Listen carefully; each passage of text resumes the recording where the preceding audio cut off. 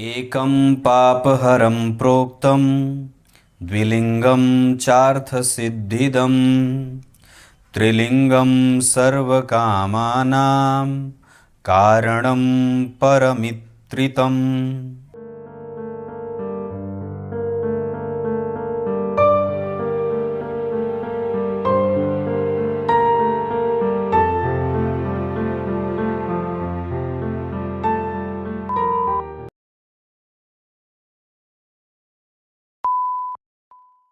दर्शकों नमस्कार, एक बार फिर से उपस्थित हूँ आप सबके सामने बुधवार के कार्यक्रम में। आपकी जन्म कुंडली में देवगुरु बृहस्पति से 5वें, 7वें और 9वें भाव का विश्लेषण कैसे करेंगे, आज इसी विषय पे आपसे इस विषय पे चर्चा करने के लिए उपस्थित हूँ।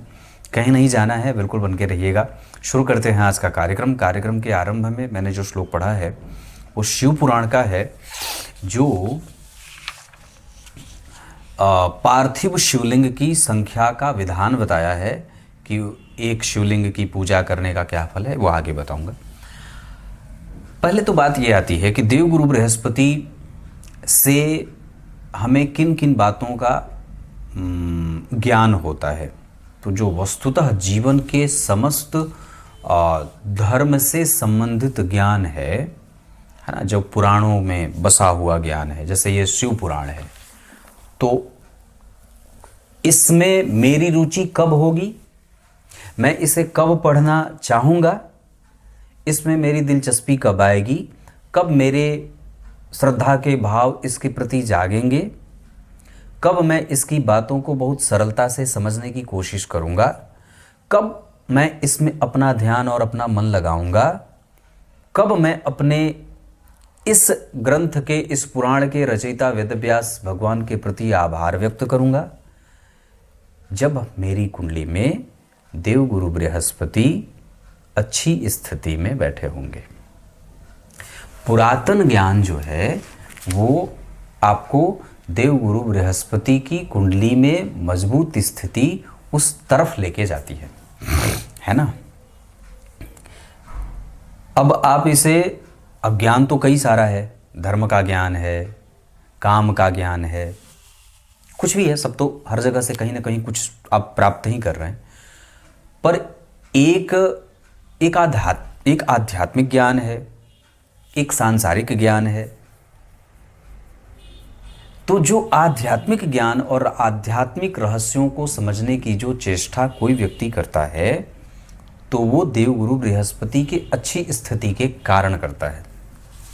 इसके पीछे का एक सिद्धांत ये भी होगा कि आपने अपने जीवन में कई बार ऐसे लोगों को देखा है जो आरंभ में बिल्कुल ही पूजा पाठ, धर्म शास्त्र, इन सभी चीज़ों पे उनका कोई विश्वास नहीं था, बाद में बहुत ही शालीन हो गए और धर्म में रुचि बढ़ गई, दान करने लगे, ग्रंथों का आदर करने लगे, साधु बन गए। और एक व्यक्ति ऐसा जो पूर्व में बड़ा ही कठोर था, बाद में ठीक हुआ, पहले पूर्व में बड़ा अच्छा था, बाद में बिगड़ गया। तो ये उसकी कुंडली में बैठे गुरु के कारण होता है। और हम ये चीज़ कई बार नहीं समझ पाते हैं कि आखिर किसी भी व्यक्ति के जीवन में जो इतना बड़ा परिवर्तन होता है वो आखिर क्यों होता है। तो हमारी कुंडली में जो देवगुरु बृहस्पति होते हैं, मैंने इस पे बहुत बार आप लोगों को कार्यक्रम में बात बताई है कि देवगुरु बृहस्पति वस्तुतः धन के तो कारक हैं या नहीं है। मैं यहाँ पे ये कह रहा हूँ, धन के कारक, धन का चिंतन देवगुरु बृहस्पति से होगा या नहीं होगा, इसमें संशय हो सकता है। पर इसमें जरा भी संशय नहीं होगा कि देवगुरु बृहस्पति व्यय के कारक हैं। इसका कारण है क्योंकि जिस भी व्यक्ति के जीवन में या जिस भी व्यक्ति की कुंडली में देवगुरु बृहस्पति की अच्छी स्थिति बनी रहेगी, इतना पक्का है कि उसका धन गलत जगह पे व्यय नहीं होगा। जैसे वेश्यावृत्ति में ना जाए, शराब, जुआ, सट्टा, लॉटरी आदि में ना जाए, या जुआ, सट्टा, लॉटरी अगर छोड़ भी देते हैं तो कम से कम उसका व्यय उसका अहित नहीं करेगा, वृद्धि करेगा, अहित नहीं करेगा। और वस्तुतः तो धन यही होता है कि आप लोक के साथ परलोक बनाएं उस धन के सहारे, दान करें तो परलोक बने और स्वयं का इस्तेमाल करें तो लोक बने। तो देवगुरु बृहस्पति वस्तुतः अलौकिक तरीके से अलौकिक ज्ञान कराते हैं, है ना। तो उस व्यक्ति की कुंडली में जहां देवगुरु बृहस्पति बहुत उत्तम स्थिति को प्राप्त कर रहे हैं उसके जन्म के समय पे, तो इसका पक्का अर्थ ये निकाल सकते हैं कि उस बच्चे का व्यय कभी भी फिजूल नहीं होगा, फिजूल खर्च नहीं करेगा। दूसरा कि अगर देवगुरु बृहस्पति आपकी कुंडली में कहीं एक किसी भाव में बैठ गए हैं, जैसे यहाँ मैंने बिठाया है उदाहरण के लिए, आपकी कुंडली में कहीं भी बैठे होंगे, तो हम उस दशा काल में जब हमारे ऊपर गुरु की दशा चलेगी या गुरु की अंतरदशा चलेगी, तो उस संपूर्ण दशा काल को जो हमारी कुंडली का प्रेडिक्शन होगा वो हम कैसे निकालेंगे। तो हम सबसे पहले गुरु से चलो उनकी स्थिति देख ली, उनकी डिग्री देख ली, उनकी राशि देख ली, डिस्पोजिटर प्लैनेट उनका भाव का स्वामी देख लिया, नक्षत्र देख लिया, पर ये सारी चीज़ें एक पलरे पे चली जाती हैं। नक्षत्र, राशि, उस भाव के अधिपति और उस भाव पे पड़ने वाले ग्रह की दृष्टि, उनका डिग्री अंश वगैरह सब देख लिया। तो ये 5 आपके एक तरफ हो गए। और उस दशा काल में आपको क्या क्या मिलने वाला है और भी बड़े बृहद स्केल पे, वो इस बात से पता चलेगा कि उस गुरु की 5वीं दृष्टि कहाँ है, उस गुरु की 7वीं दृष्टि कहाँ है और उस गुरु की 9वीं दृष्टि कहाँ है। तो खाली दृष्टि देख लेने से काम चल जाएगा क्या? तो शास्त्रकार लिखते हैं कि नहीं, ग्रह अगर गुरु यहाँ बैठे हैं तो उनसे पंचम भाव की स्थिति जितनी बढ़िया रहेगी, मतलब अगर गुरु आपकी कुंडली में मान लीजिए यहाँ 10 नंबर में बैठ गए तो गुरु तो नीच के हो गए, लेकिन जब यहाँ 10 नंबर लिखेगा तो 10 के बाद 11, 12, 1, 2, तो अगर मान लीजिए यहाँ 2 नंबर लिखता है तो यहाँ के अधिपति अगर बलवान हैं या यहाँ स्वग्रही बैठे हैं शुक्रदेव, मान लीजिए मैं यहाँ पे 2 लिख देता हूँ और शुक्र को यहीं बिठा देता हूँ, तो क्या होगा कि अब गुरु की दशा में उनकी 5वीं दृष्टि चूंकि जिस भी भाव पे पड़ रही है और वहां अपने ही भाव का कोई ग्रह बैठा है, मंगल मेष और वृश्चिक में बैठे हैं, शुक्र वृष और मीन या तुला में बैठे हैं, अपने अपने ग्रह का, ये तो आप जानते हैं ज्योतिष में, इतना तो समझ होगा। तो अब वो ग्रह गुरु जब एक्टिव होंगे तो आपको आपकी नौकरी लगवाएंगे, आपके यश वृद्धि करवाएंगे, संतान की वृद्धि करवाएंगे, ज्ञान की वृद्धि कराएंगे। तो अब इतना ही नहीं है, गुरु वस्तुतः जिन जिन चीजों के कारक नहीं भी होते हैं और अगर वो जहां से 5वें भाव को देख रहे हैं और वो ग्रह बलवान है, वो भाव बलवान है, तो वो अपने कारक क्षेत्र से स्वतंत्र होकर के भी परिणाम दे सकते हैं।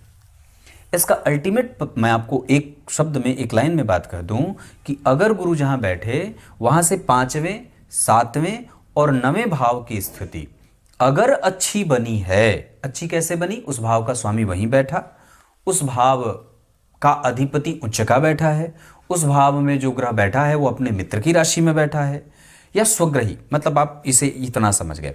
मान लीजिए मैं यहां भी बात कर रहा था, अब भाव का स्वामी वहीं बैठ गया, तो अब वो अपने फल को सिर्फ अपनी सीमा में नहीं देंगे, अब वो अपने सीमाओं का उल्लंघन करेंगे और जातक को राजा बनाएंगे। राजा यहां तक बना सकते हैं कि जहां तक आपकी दृष्टि नहीं जाती है, जहां तक आपके भौतिक नेत्र नहीं देख पाते हैं, शारीरिक जो छोटे नेत्र हैं, जो स्थूल नेत्र हैं, वहां से दूर तक की यात्रा वो करा देते हैं। रैंडम एक्सेस हो जाएगा, धर्म की प्राप्ति हो जाएगी, यश की प्राप्ति हो जाएगी, संतान की प्राप्ति हो जाएगी, नौकरी की प्राप्ति हो जाएगी, पैतृक संपत्ति की प्राप्ति हो जाएगी, कोर्ट केस में विजय प्राप्त हो जाएगा, वीज़ा की प्राप्ति हो जाएगी, परमानेंट सेटलमेंट की प्राप्ति हो जाएगी। क्या कुछ नहीं दे सकते हैं वो। क्यों मैं ऐसा कह रहा हूं? क्योंकि किसी भी भाव का जो 5वां भाव होता है वो यश का होता है, किसी भी भाव का जो 4था भाव होता है वो सुख का होता है। तो जो आपने गुरु की दशा में मेहनत किया उसका प्रतिफल मिलेगा कि नहीं? गुरु की दशा में आपने जो काम किया या जो काम आप गुरु की दशा में कर रहे हैं उसका प्रतिफल पूरा मिलेगा कि नहीं मिलेगा, ये इस बात पे निर्भर करेगा कि उनसे पांचवें घर की स्थिति कैसी है। ये भाव, पुत्र कौन है, आपके द्वारा पुण्य अर्जित किया गया तो आपको पुत्र की प्राप्ति हो गई, संतान की प्राप्ति हो गई, तो आपका परिणाम, आपके पराक्रम का फल ही तो आपके पुत्र के रूप में प्राप्त होता है।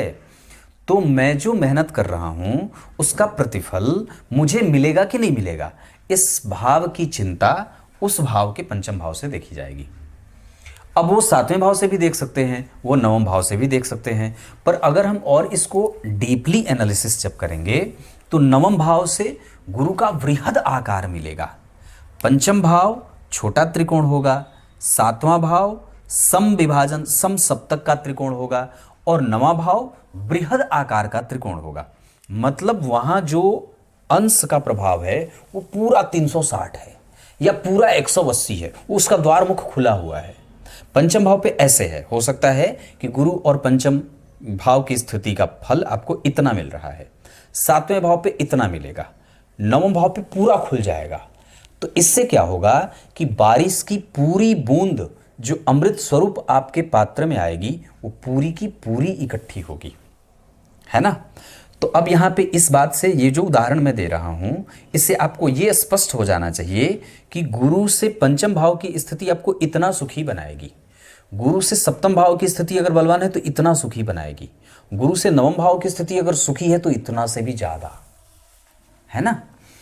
तो ये पंचम सप्तम और नवम भाव के जो पूरे, जब हम उसकी परिकल्पना करते हैं तो हमें ये बात स्पष्टतया मालूम चल जाती है कि बाबू रे, सिर्फ ग्रह उस भाव से ही प्रभावित नहीं होता है जहां वो बैठा होता है, जहां देख रहा होता है उससे भी उसके परिणाम में घटोतरी और बढ़ोतरी होती है।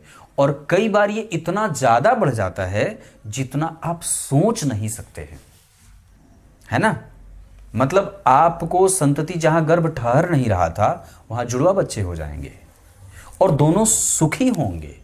इतना ही नहीं, उनके आने के बाद आपका भाग्य भी बढ़ जाएगा। कारोबार जो कमजोर चल रहा था, जो आप दिन प्रतिदिन एक एक पाई पाई जुटा रहे थे, आप वहां महान दानी हो जाते हैं। धर्मशास्त्र में जो आपकी रुचि नहीं थी वो इतनी बढ़िया बलवान हो जाती है कि आपको लगता है कि अब इसके अतिरिक्त मैं कुछ करूं ही नहीं, ऐसा भाव आ जाता है। और ये सच्चे अर्थ में मैंने भी देखा है। तो कहने का अर्थ है कि हमारी कुंडली के जो ग्रह होते हैं वो अपने से पांचवें, अपने से सातवें और अपने से नवें भाव को इस तरीके से प्रभावित करते हैं।